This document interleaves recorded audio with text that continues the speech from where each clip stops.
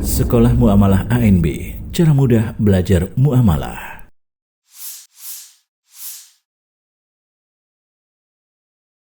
Bismillahirrahmanirrahim. Alhamdulillah. Wassalatu wassalamu ala rasulillah. Wala hawla wala quwata illa billah. Baik, ini ada pertanyaan dari peserta Sekolah Muamalah ANB Angkatan ke-9 atas nama saudara atau saudari Dania atau Danya. Pertanyaannya adalah, saya seorang dokter. Apa hukumnya bila pabrik obat atau alat kesehatan mentraktir makan atau membayarkan simposium karena saya sudah menggunakan produknya atau obat yang diberikan sesuai dengan indikasi? Baik, di sini sebenarnya posisi produsen obat, produsen alat kesehatan, anggap dia sebagai A di situ. Dia kan jual obat, dan posisi dokter kalau dia sebagai B. Sebagai B itu dia berarti kan sebagai apa? Pembeli, atau dia sebagai marketernya, dia sebagai agennya, pihak yang memasarkan gitu ya. Dan kemudian dia jual kepada pihak lain, yaitu si C, pasien dia, atau si D. Ya, intinya orang yang datang ke sana, datang ke dokter tadi untuk berobat.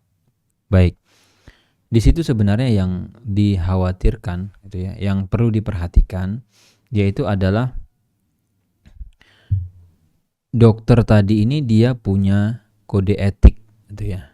Dia punya kode etik. Jadi posisi dokter ini ketika dia di tengah itu, dia kan ada dua kakinya.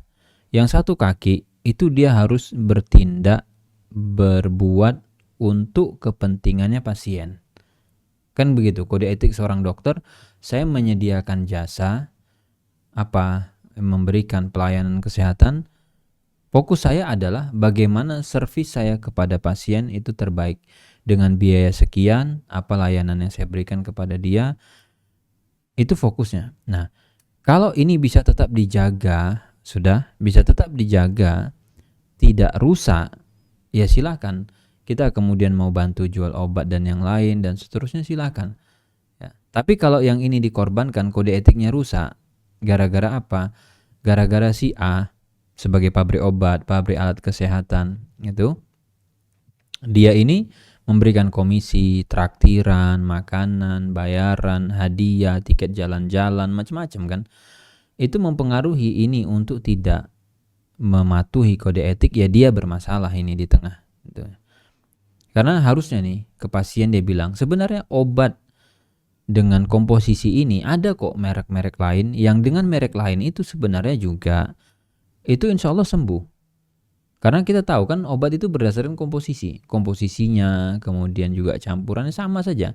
Cuman produsen yang sana itu nggak ngasih apa-apa buat kita, nggak ada fee-nya buat kita, nggak traktir kita, nggak bayari tiket kita, dan harga tiket sana harga obat yang sana tuh lebih murah di bawah. Tapi harga tadi di sini karena dia ngasih kita dan lain-lain, walaupun lebih tinggi, ya sudah pokoknya ini kamu obatnya yang ini ya. Nah itu kan tinggal ditimbang dengan sisi kode etik. Dalam tanda kutip ya, kita berkhianat enggak gitu, atau kita merusak amanah enggak. Kalau tidak, ya sudah silakan gitu ya. Nah itu kalau kita bicaranya person kita, pribadi kita. Nah kalau nanti hubungannya dengan rumah sakit, kita bekerja di instansi, kita bekerja di sebuah lembaga, ya itu tinggal dicek bagaimana regulasi di tempat kita bekerja. Apakah hal semacam itu diakomodir oleh aturan perusahaan, dibolehkan oleh si instansi, oleh lembaga? Jika boleh ya silahkan gitu. Jadi kenapa perlu ditimbang dua hal tadi? Karena sedikit banyak lah, kita nggak usah nggak bisa mengingkari apa yang dikasih oleh produsen si A tadi ke kita, itu kan sedikit banyak berpengaruh. Ini ya tiket ini ya biaya ini ya seperti itu. Walaupun tadi ada obat-obat yang lain secara komposisi sebenarnya ini sudah mengcover kok. Ini sudah cukup. Tapi kenapa nggak ini yang kita majukan gitu loh. Ya nggak ada, kita nggak dapat fee apa-apa dari sini. Akhirnya kita naikkan gitu. Harusnya kan konsumen itu atau si pasien kita, harusnya kan dia cukup mengeluarkan duit yang lebih murah, lebih sedikit. Tapi kenapa dokter nggak sarankan itu? Nggak buka ini? Kenapa nggak kasih tahu? Ada loh brand lain yang itu sebenarnya lebih bagus. Ini saya resepkan ini aja biar kamu nggak keluar banyak. Nah, berani tuh dokter yang bilang seperti itu karena dia nggak ada kepentingan. Dia memihaknya ke pasien tuh, bukan ke kepentingan dia. Nah, kalau ke kepentingan dia kan berhitung. Nanti kalau penjualan obat sekian nih, komisi saya gede ini, jalan-jalan dan seterusnya.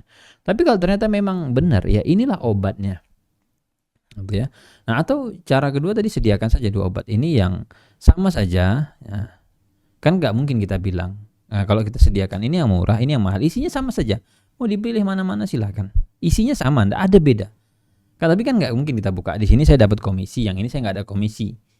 Beli ini berarti ngasih komisi saya, kan nggak mungkin seperti itu gitu. Nah, ini perlu dijabarkan seperti ini supaya apa? Supaya kita punya bayangan, gambaran kira-kira yang menimbang siapa. Ini kalau udah bicara kode etik, kemudian amanah tidak amanah kan kita yang tahu nih standarnya gitu ya. Allahu alam, semoga memberikan jawaban. Posisi kita itu di tengah, jangan sampai nanti fungsi kita ke pasien rusak gara-gara tadi siapa yang mensponsori di belakangnya. Wallahu alam.